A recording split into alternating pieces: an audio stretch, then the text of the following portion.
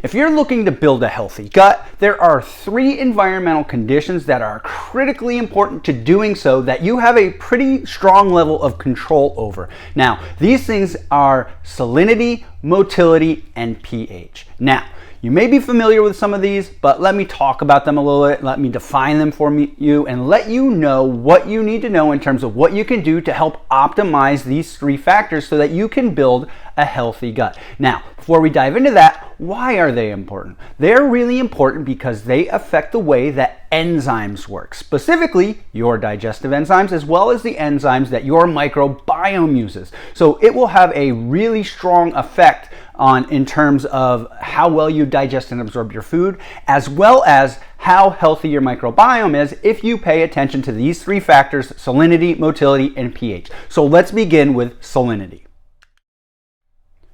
What is salinity? Salinity refers to the amount of salts dissolved in a solution. Now, it's important to pay attention to that consideration. It's salts, not salta. When we think of salt, we think of sodium chloride specifically, but we're not just talking about sodium. We're talking about magnesium, we're talking about calcium, etc., etc. We're talking about all of the dissolved salts, specifically those 4: calcium, magnesium, potassium, and sodium, as well as other things. Now, certainly sodium can play a really big role, and clearly we can consume too much sodium. We can consume too little potassium. Most of us consume too little calcium and magnesium. And that is a really important consideration in terms of how healthy your gut is. You need to provide these things because they function as cofactors for enzymes. They regulate how enzymes work. And in certain situations, they have a peak.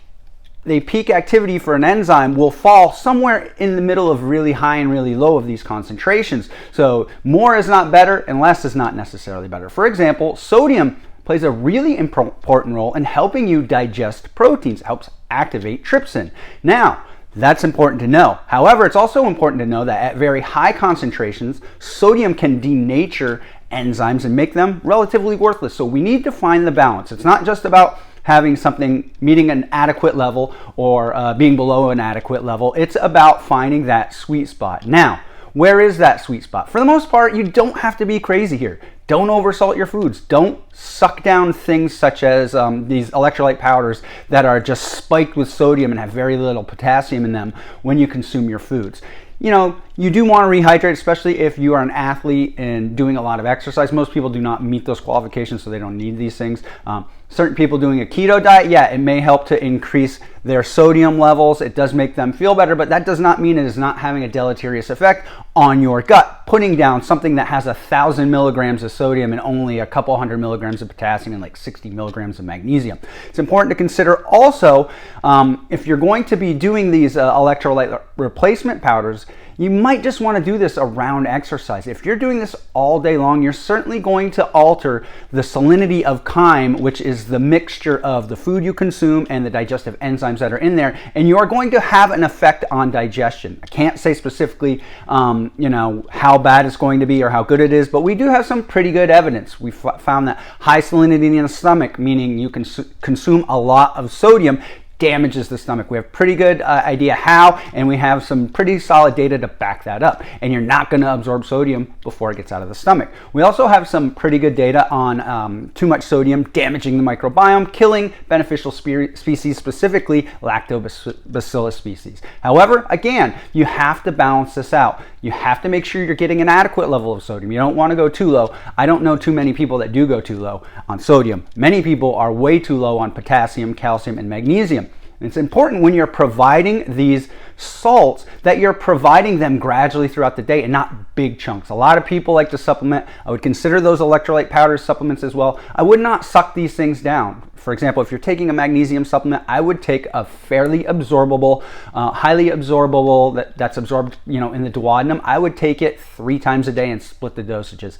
I do know that some supplements do recommend or mention that they have delayed release, but most of them have not done studies to show how this happens. And you also have to consider if you're somebody with something like post-infectious SIBO or IBS, you're going to have lower motility and you're going to have concentrations of these things just sitting in your small intestine. And you do not want to provide all of this to the microbiome in your small intestine. There should be hundreds of bacteria in your small intestine for the most part. And when you have SIBO or post-infectious IBS, you're in the thousands and you're giving them what they need to start clipping away at food. So we do know a lot of these different salts have an effect on enzymes. For example, magnesium is required to activate lipases.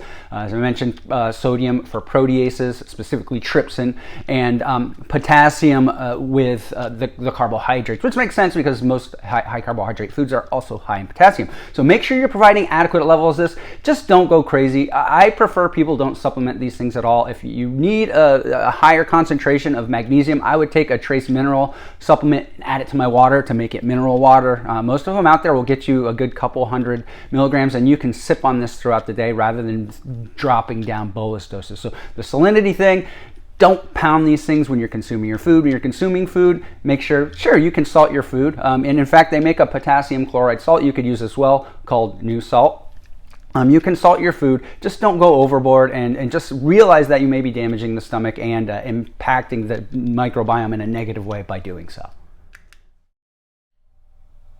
Next up, what is motility? Well, motility refers to basically how quickly things move through your digestive tract. And it's important to point out, we have motility everywhere. Your esophagus has a motility. We call it esophageal motility. We have gastric motility, how quickly your stomach empties, gastric emptying. We have small intestinal motility, which is completely different from colonic motility, meaning your large intestine. So these are all different types of motility. I would refer to oral motility personally as chewing your food. Make sure you do that really well because it will impact other types of motility. For example, if you chew your food better, you will empty your stomach much more rapidly. You'll require less burning and churning from your stomach to break up the food if you've already chewed it, which means less acid exposure to your stomach. Next, small intestinal motility. One of the really important things here, well, actually there's two. If you have post-infectious SIBO or IBS, you really need to get that addressed. You need to, one, get rid of the bacterial overgrowth. IBS and SIBO are both known to have bacterial overgrowth in the small intestine. This impairs motility. Additionally, the actual infection, the initiating infection, actually causes autoantibodies to something called vinculin, which can impair motility. These things you really need to get addressed, and we do have some wonderful ways to address these factors. We will discuss that in a future video there's a ton of stuff that's come out on this that's really important. I think a lot of people who really weren't getting taken care of before with IBS and SIBO really can get some great treatments now.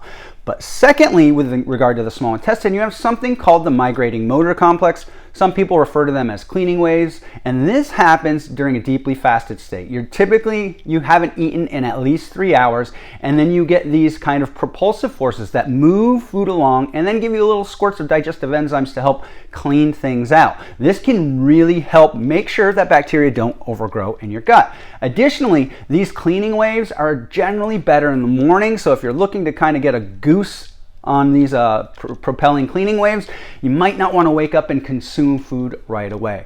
They're better when the fast is longer. They're better in the morning versus night. So getting some cleaning waves early in the morning can help move things along. These are things, again, you have a lot of control over. Now, colonic motility is separate. It's not the same as small intestinal motility. Colonic motility is controlled by meals primarily, and one other thing that we'll talk about after.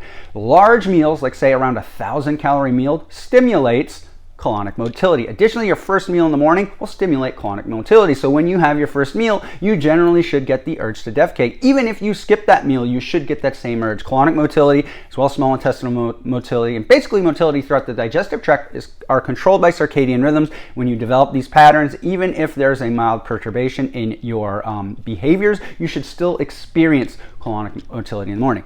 Additionally, coffee can stimulate colonic motility as well, as much as 1,000 calorie meal. So if you consume coffee, you can consume it with your first meal, a little before your first meal, or around the time you would consume your first meal, and this will give you another goose. This colonic motility is when you empty your bowels. Small intestinal motility is just moving things to the colon, and the colon is where your feces is prepared, so to speak. You have absorption of ions, you have absorption of water, secretion of iron to kind of make that perfect consistency. In fact, if you kind of mess things up by having coffee at the wrong time, too much coffee, you can actually kind of get, you would experience loose stools because you're moving them a little too quickly. So meals, specifically first meals, large meals, and caffeine can all stimulate colonic motility. And that is basically all we got to say about intestinal motility. The one big factor you should also pay attention to is, it's really called gastric emptying, but it's effectively gastric motility. Now, our blood glucose levels are controlled by a lot of things. And in fact, these kind of popular GLP-1 agonists, GLP-1 or glucagon-like peptide 1, actually regulates motility in the stomach, gastric emptying. And when your blood sugar levels climb too rapidly, there's actually a brake put on on gastric motility, on gastric emptying. And so that actually slows down gastric emptying. If you have chronic high blood glucose, this can cause your stomach to empty much slower, which is increasing that acid exposure to your stomach and increasing the risk of things like H. pylori and ulcers. So you want to make sure your blood glucose levels are good, consume a diet that allows you to do that, be as physically active as you need to be to do that, and that basically sums up everything we need to know about motility. Our final environmental factor that we're going to discuss is pH. You're probably familiar with pH. It's a continuum from acidic to alkaline, and this can have a really important effect on how well enzymes work. And in fact, throughout your gut, there are enzymes that work under both conditions, acidic or alkaline. And in fact, you may have proteases that work under a more acidic environment and others that work under a more alkaline environment. You're not going to have tight control of this stuff. You're not going to be able to pinpoint this is exactly, I want my duodenum to be exactly this pH, but there are things you could do that can help regulate pH through the digestive tract and make you overall healthy in the first place. The first thing we're going to start with is oral health. Now, your mouth is a conduit to the environment, and you consume things. One of the major factors that can contribute to kind of the acid load on your digestive tract, not your body, not that kind of kooky stuff that people think mean like, your blood is acidic or alkaline, not that. We're talking about what's entering your digestive tract, specifically what's going to enter your mouth and go into your stomach. Now, you can consume foods that are acidic. There are a lot of foods that are considered acidic. Most of them are drinks, and most of them are actually considered pretty healthy. Things like kombucha, other fermented foods, whether they be lactic acid based or acetic acid based, which brings to mind vinegar. Additionally, you have other types of foods. Any sort of fermented food is generally going to be more acidic. You have coffee, any sort of carbonated drink, even carbonated water is going to be more acidic than its non-carbonated counterpart. Basically every soda, a lot of fruit juices, a lot of fruits. And so you're going to consume them, and they're going to be in your mouth, and then they're going to hit the stomach.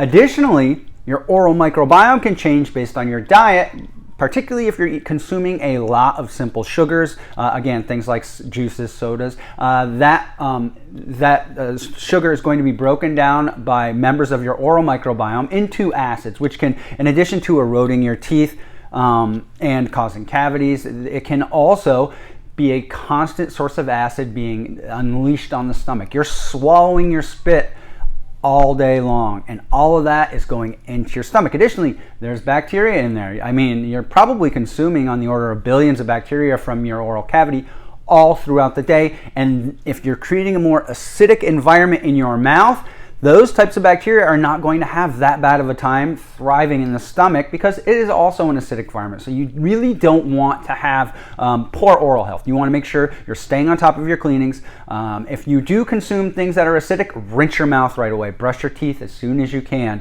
You can also gargle with an arginine. Personally, when I do it, I simply just bust some arginine in some water and swish it around for a while. Arginine is used by oral bacteria, and it actually kind of increases the alkalinity of the oral cavity. So that is another route you could take. And a lot of the newer toothpastes also have arginine in them. L-arginine, it's an amino acid. You're probably familiar with it in terms of being an NO donor, and helps make nitric oxide, but arginine as well can be used to lower the pH in the mouth. Now, moving on from the mouth, we move down to the stomach. When you consume alcohol, that actually causes extra acidity in your stomach. When you eat late at night, right before you go to bed, you're churning the acid in that stomach, and then you're laying down flat, and it can back up into the esophagus and damage the esophagus, which will affect esophageal motility. Now, what can you do? Most of the time, you shouldn't be eating within 3 to 4 hours of bed anyway, as long as you're following that most of the time. On the occasions that you do, simply prop yourself up on a couple of pillows. So rather than being flat, you're propped up a little bit. That'll prevent the acid from going back into the oral cavity from the stomach, going up the esophagus and damaging it. Now, what about the small intestine? We don't have a ton of control over this, clearly. You're deep enough into your digestive tract where there are checks and balances to make sure that the pH is just right. But there are some things that can negatively impact gastrointestinal pH. For example, if you have small intestinal bacterial overgrowth, methanogens seem to thrive in the first part of the small intestine. Regardless of whether you're talking about methanogens, hydrogen-producing bacteria or hydrogen sulfide, you really want to get that treated. It is not good. It's definitely going to alter the pH. When somebody has SIBO, small intestinal bacterial overgrowth, of which around 60% of people with IBSD do, you have a 63-fold ability to break down carbohydrates, and that is microbes breaking them down, specifically E. coli, Kristinella, Ruminococci, and Klebsiella, and they're fermenting them into acids. You do not want a huge acid load in the duodenum. So if you have SIBO, IBS, get it treated. We have really good treatments for this now. We have really good tests to give you really specific treatments. So look into that again. We're going to discuss that. I have a big video coming out on that very soon, giving you basically an IBS 101 for what we know right now.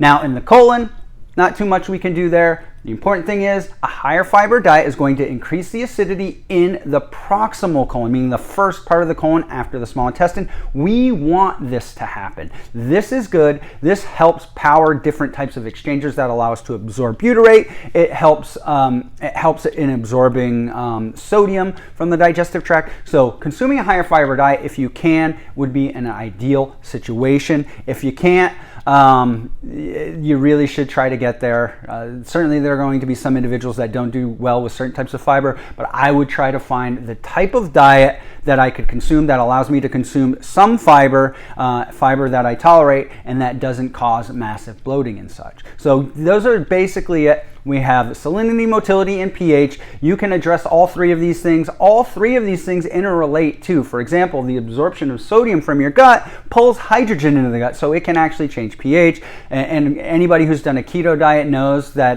you oftentimes become constipated, and adding some sodium can actually kickstart your motility and make it better. So it's important to know that all of these things interrelate and that you do have some control over this. Make sure you're paying attention to your salt. Make sure you're consuming enough potassium, calcium, magnesium. Make sure you're being physically active. Make sure you're giving yourself periods of fasting throughout the day so you get the cleaning waves.